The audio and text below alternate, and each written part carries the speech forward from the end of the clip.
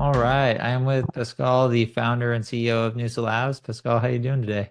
Good to see you, Andrew. Yeah, likewise. I'm excited to have you on the podcast and really just dive into what you've been building over the past few years. It's been awesome seeing you build Noosa Labs. But for those that may not know you, do you want to give yourself a brief introduction? Sure. I have a career of 20 years in tech, mostly in startups. I've done multiple startups both in France and in the US. I started in France with a chatbot company 20 years ago, and we brought this company to the US. We had some success and some struggles, I would say. And then we eventually sold this company to Nuance Communications, which is a big voice recognition company. I then joined an image recognition company that was also acquired by Yahoo, for those who remember Yahoo. And then I started a second startup, which was a on-demand delivery company that wasn't successful. But at the same time, I started investing in startups in San Francisco, and among others, I invested in a company I invested in Notion very early, but I also invested in a company called Checker, which was a background check software company, and I joined them as one of their first executive, ninth employee, and helped them grow from 9 people to 300 people, like hundreds of millions of revenue. It was really an amazing ride. I wanted to become a VC, and so for 1 year before leaving San Francisco, I was only investing through the AngelList platform, and then realized that I needed to do that. This was not for me, and that the best scenario for me was to be a acquisition entrepreneur. So I read a lot of books. Um, I tried different strategies, but eventually settled on acquiring smaller startup that I could acquire on acquire.com, among others, but mostly on acquire.com, and grow them. And that's what I've been building in the last 2 years, 2.5 years at Noosa. Nice. I love that story. Because I remember you were one of the first early users of MicroAcquire, now acquire.com. But I have to ask, Yeah. how many startups have you acquired off acquire.com and how many startups have you acquired in total? So the funny thing is that I discovered MicroAcquire at the time, or acquire.com, because I think you followed me. I don't know how or why, because at the time I was not officially saying that I was going to acquire companies, but you followed me on Twitter and said, "Oh, interesting." And so I followed you back, and I started, you know, registering and looking at what was out there. So we've acquired 5 startups overall, but 4 out of 5 were acquired on acquire.com. Oh, wow. You might be up on the leaderboard. If I thought it was two. No, That's awesome. we have the first 4 we bought on acquire.com. Oh, awesome. So going back to, how you got into acquiring startups, was it really just you didn't want to build a startup, you didn't want to be investing in startups? Would you agree with, acquiring startups is kind of like a middle ground where if you start a new business, you kind of have to chew glass for 2 years. You got to find product market fit, might not work, and that's really hard. And then as an investor, you're just investing. I would like to assume a little bit easier. I don't have experience there, but as much as you do. But when you acquire startups, you're able to skip the first 2 years. You're able to acquire product market fit. Um, would you say it's easier acquiring startups and building them or investing or more enjoyable? I think it's a completely different framework almost. When you're doing a startups, when you're doing a startup, whether especially a startup where you want to raise money because it's a big opportunity, you're in it for a long run. It's on the one hand, the way has been paved by playbooks that have been written by founders and investors before you. And yet getting to product market fit is always hard unless you're incredibly lucky. And very it's not a skill problem. There's also a luck aspect. And I'm not the best personally at 0 to 1. I mean, I've seen that. I'm not the There are people that are amazing product people. I'm not an amazing product person. Like Ivan Zhao from Notion. I mean, I can tell you, like he's 1,000x better than me in products. And I will never touch anything close to where he is. I mean, obviously it's an outlier, but my point is that very strong product people have an outsized advantage at going from 0 to 1, and I'm not that. And on the other hand, investing is very exciting because there's a curiosity of discovering new cool ideas, but you have so few lever on the company. But for somebody like me who likes actually having shorter term milestones, it's very nerve-wracking. And when I was only doing that, and I did that for a year, I had FOMO all the time. I made the worst decisions. I missed more unicorns a year where I was only doing investing than all the years where I was doing investing on the side and either working at a startup or building my own. And so I realized that to get my brain right, I needed something where I could grow, I could apply my skill sets, but also apply my curiosity. And in my case, because not only do I acquire startups in general, but I acquire multiple ones. You know, if one week I don't want to work on a given one or I can work on the others. And that's exciting. What's what I like about it personally, because I can have a variety without missing out on the ability to make positioning decisions, product decisions, business decisions, which is kind of the exciting part of building a startup. I like that. I feel like if you're almost like a startup junkie, like if you have a portfolio of startups like you, one day you can work on positioning, next day you can work on sales, next day you can work on marketing or product, whatever maybe, or support on, or I guess it could also be your least favorite part too, because there's just so many different things to think about. I mean, running one startup is hard enough, and you have five. Does that Yeah, but I ever mean, yeah, but I have a team.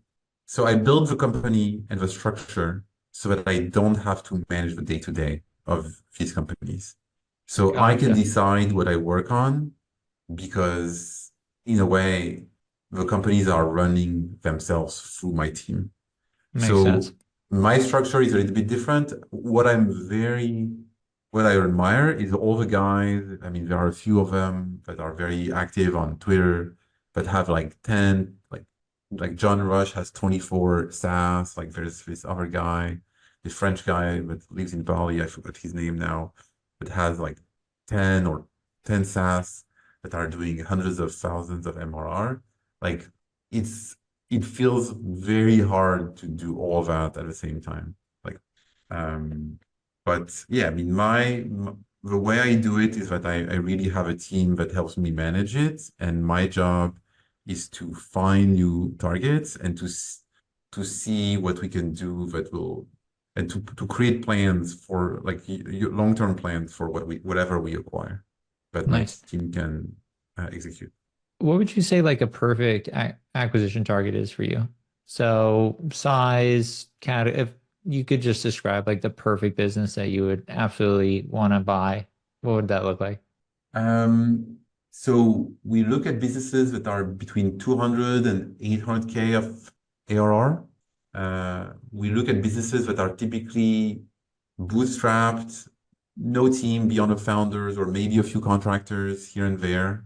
Um, and with a lot of inbound free trial customers. Um, like that alone is an amazing start. Like if you have that, that's very interesting to me because it's the right size, the right profitability. We look at businesses that are at least 60% profit margin, like beyond the salary of a founder. Um, and a lot of inbound means that there is a lot of levers we can pull, hopefully, to improve a business and grow a business. Um, and so then we have some playbooks that we know very well, like improving the user experience of a product sometimes, or the design, or improving or making sure that the product is enterprise ready so that all the inbound enterprise customers can come. Um, the last criteria that I didn't mention is that the business needs to be still growing. Uh, what is hard is when the business is not growing anymore or declining, despite having a lot of inbound or being very profitable, because you don't know what is broken and how, and you don't know how much time you have until the thing is immediately broken. So I'm more nervous about that personally. What's out of the five startups you've acquired, what's your favorite one if you had to pick, or just in terms of a story or whatever you're comfortable sharing? What's the best acquisition you made? Maybe it was a turnaround, maybe you bought it at a certain size, it's grown the most. Maybe it was I just a mean, yeah, I mean, the I would say that out of the five, I wouldn't say that we've been successful with five, first of all. We've had we've had one where we had to sell it. Actually, two we sold some we sold it. We sold the first two. Um, um, so out of the ones that we keep operating, um, I would say the fourth one is probably our biggest success so far. It's a company called Centric. It's a very simple feature. I mean, it's simple in theory, but it's hard to do well at scale. It allows people, email marketers, to add countdown timers to their emails, also to their website, but it's mostly used for emails. And we bought it. It was one of the larger acquisition we made, both in terms of it's actually our largest acquisition in terms of enterprise value. It was a good size. We've been able to grow, grow MRR 2x at least already in less than 2 years. Um, and what I like about it is that one, we've been able to grow it really well. Two, we had a very good partnership with a seller, but even though he's not involved anymore, he has helped us in numerous occasions, and we have a good relationship, like a trusting relationship, where he's as bought in our success um, than I would have hoped. And so I think that's to date the best acquisition. Um, the last one we did, which was a company out of Chile, is a promising one, but it's too early because the bulk of the changes we're making to it will go live in a few months, and so after that we'll know whether we are in the right track or not. But I would say so my favorite one so far, at least, is that countdown timer for email Centric that we found on Acquire.com nice. in and we bought in May 2022. I like how your biggest success is your biggest acquisition. I think if it was the opposite, that would not be good. So that's good to hear. Um, Yeah. in terms of everything that you've learned so far, you know, acquiring your first two startups, it sounds like those were some learning lessons. And then as you got to the bigger ones, you've really seen success. If you had to give advice to anybody looking to acquire startups, or maybe they're interested in acquiring startups, what's like three things that maybe you wish you knew before you started all this? The first startup we acquired was a startup that was a tool on top of WhatsApp. And we bought it.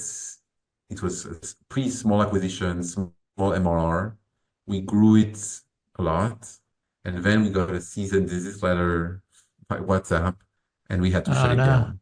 Um, and it sucked.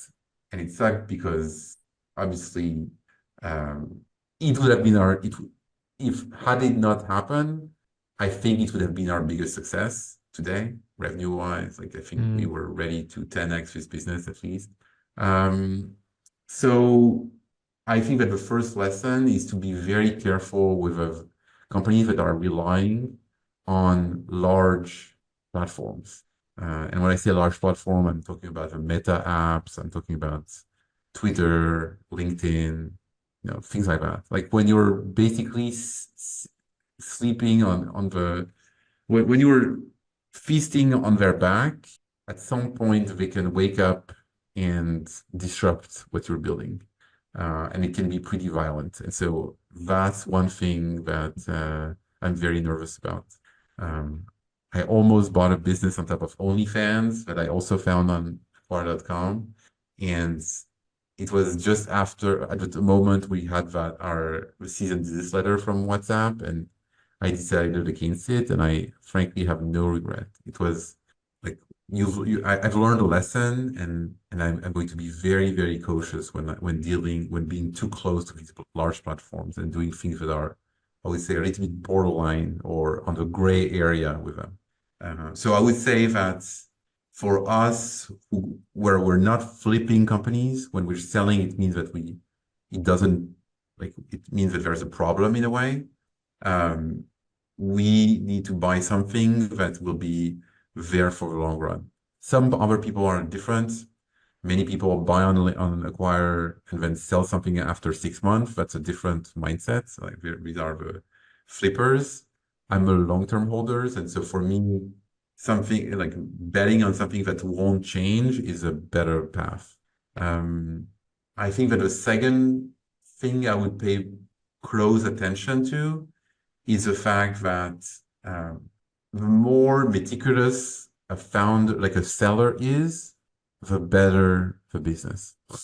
And so today I spend way more time understanding the psyche of a seller, because in a way, for bootstrap founders, the business reflects the founder very, very closely.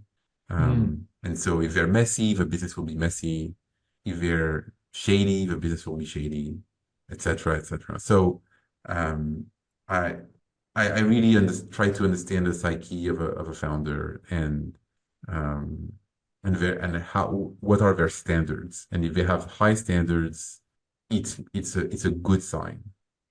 Also, because you're going to deal, even though the founders typically leave, you have to deal with them after, because sometimes you have questions and sometimes you have problems, and you'd rather interact and work with people that you like and value. And so obviously that's a good life advice, I would say, more broadly. Yeah, there's a good saying, you can't do a good deal with a bad person. I think that is kind of relevant here. Yeah. Yeah, and I don't think we ever did a deal with bad people, but I would say that the better acquisitions have been with people that were more aligned with us and our values. And so that's um, and then the last one would be that because we acquire many of our businesses with debts, um, it's important to know when to think about when do we think the business will peak. And I mean, obviously, you want to peak it in 10 years, right?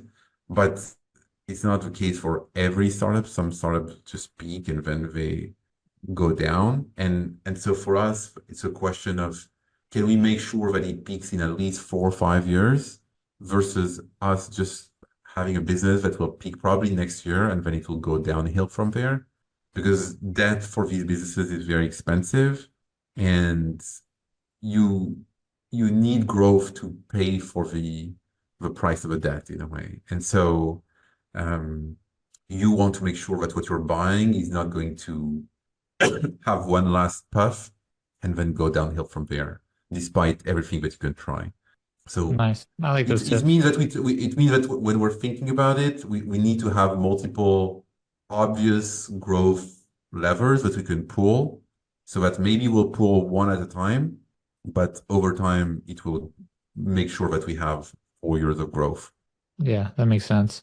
Yeah, there's definitely a lot of SaaS companies where there's obvious levers and there's clearly ones where maybe there's none at all. And that's probably the ones that you don't want to acquire. Yeah. Um, Moving over towards the founder side, I think this is a good segue. You look at a lot of businesses, you look at a lot of different SaaS startups. What are some common mistakes you think founders make when they go to sell their business? Could be I think that valuation, could be, I think valuation is the biggest mistake. Um, in a sense, I think that I think that the a good acquisition is an acquisition where the seller gets a fair price for their work, but where the buyer can make money without needing to be heroic about it. I saw recently a business where the founder wanted to sell. He had clearly mismanaged the business, like not really he was not really taking care of the business, but he was asking for a very high multiple because he thought, oh, if you work on it, revenue will grow. But he hadn't really built any strong foundation, like a long-term foundation. And I was like, yeah, but if I do all that work, I'm taking the risk, I'm doing the work, and in a way, yeah, I need all that to work in order for me to be able to make any money. And I think that for me, that's a problem because it means that my margin of safety is zero, and that's bad. You need to have to allow for some margin of safety. I mean, if you have a best business in the world, sure, like if you have and a business with super low retention, like super high MRR, and you have lots of private equity firms that are bidding for it, or you have a strategic that is knocking at your door, sure, that business, sell it for as high as you can and go to a beach afterwards. But I would say for a regular bootstrap SaaS that has competition and whatever, I think that the founders need to think about I need to make money, but the only way this is going to work is that I need to make money and he needs to be able to make money. Um, he or she being the acquirer. And founders never think about that. And yet it's important because it limits who you're going to talk to. And then I see these companies that are doing that and they're hoping that somebody will come and they have offers. And then during due diligence, the deal falls through and they go back and the deal falls through. And like they go at it like two, three, four times and they take 6 months to a year to sell their company where they could have sold it in the first place in like 2 months or 1 month. Um, and I've seen many of them on acquire.com or otherwise with the same scenario. Yeah, I would agree. That's actually the number one reason a startup won't get acquired on acquire.com is pricing too high. Because most buyers, like you said, we usually just skip past them, or the ones that are interested will typically waste their time. Like it's just if you're so out of range in terms of typical market multiples, it's it's hard unless, like you said, you have a perfect business or you're an outlier in some way. So I definitely agree with you there. Any other tips for founders?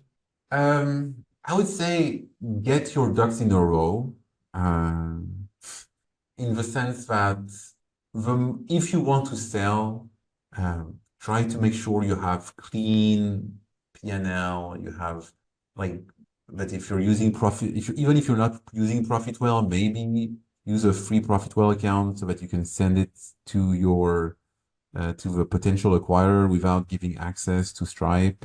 Um, just do the basic homework that shows that you understand your business. I mean, so many times I talk to founders that have been at their business for sometimes years, and I ask them basic questions like, what's your conversion rates of free to paid or whatever, and they have no idea. Or what does your churn look like? Or like, sure, maybe we can I yeah, you need to when you're selling and you decided to sell, you need to know a little bit these numbers. Like you can't just uh, pretend that you know. So I think that would be the one thing I would say. Yeah, I see that all the time, Pascal, in terms of specifically the P&L. I think that's probably the first question, if you don't have one, that buyers are going to ask. Yeah. So for any founders listening to this and you're looking to sell your business, definitely have a clean P&L, definitely know your numbers. It's such easy homework and it can make the difference between selling your business and not. So I definitely agree with that. Um, Tell me this. Where do you see Noosa Labs going? Like in 5 years from now, maybe 1 year from now, are you going to acquire 10 more startups, 50 more startups? Where do you kind of see this firm going? Um, so I want to acquire more for sure.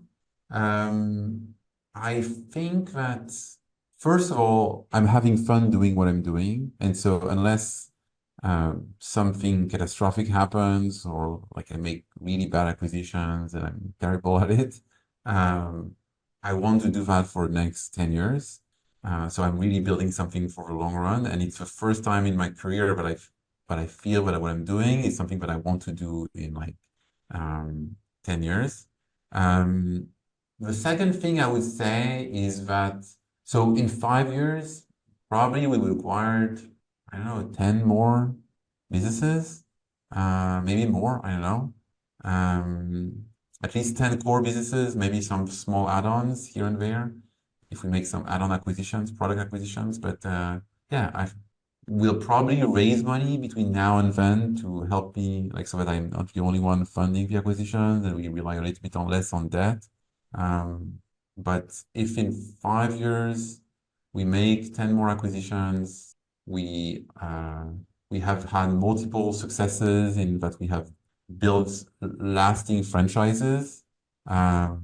That my team is happy and and growing, not in terms of number of people, but in terms of their responsibility within the company. That would be exciting if people know us, like when I say people, I mean Bootstrap founders know of us and they know that we are a reliable, good partner for an acquisition. That would be awesome. I would be excited about that. I like that. I think you'll acquire more than 10 in the next 5 years, but Yeah, we'll probably. we'll just have to see. All right, last question. In terms of, you see a lot in the market and the industry, has there been any major shifts or changes or trends that you have found interesting or exciting in terms of acquisitions and SaaS? It's been crazy. There's been like AI, there's been Yeah, so I would say that the interesting thing with AI is that there has been a lot of companies that have launched in the last year, year and a half, that have had like crazy growth, like meteoric growth in the last year and a half, like growing from zero to sometimes a million ARR or more in like a year. I've seen quite a few of those. Um, I think, I would say that one thing that I see, I believe, is that there will be more and more people that will be operating multiple SaaS, either SaaS that they've built or SaaS they've bought or both. But like, I there is this concept of labels where you have uh, like bootstrap founders or like indie bands, and then you have labels like you have small like indie bands and the majors that are acquiring these bootstrap founders product and they have a go-to-market machines to grow these businesses. I think that this is the trend that I believe in for the future. And so I think that the market will align along those lines in the few, like more and more. nice. So more and more people will try to become labels um, in niche, like in the next few years, and then like some position will solidify in like 3 or 4 years. Interesting. I could definitely see that. I mean, we see a lot of repeat sellers on acquire.com, so I think you might be right about that one. All right, Pascal, if people want to reach out to you, learn more about Noosa Labs or potentially just see if you want to buy their business, where can they find Yeah, you? yeah. I mean, they can find me on noosalabs.coms, noosalabs.com. And we have a contact form. I reply to 100% of them, and also over email, Pascal at Noosa Labs, and on LinkedIn, they can follow me on LinkedIn where I post the most under my name, Pascal Levy-Garboua, or Pascal Noosa Labs, and search, and you'll find me. Um, and yeah, these are the best avenues to reach out and to engage. All right, I'll be sure to put those in the show notes. Pascal, it's been a privilege having you on the podcast, and looking forward to seeing how far you take this. Sure, thank you, and thank you for creating Acquire.com. My I would pleasure. not be there without it. All right, cheers. Cheers.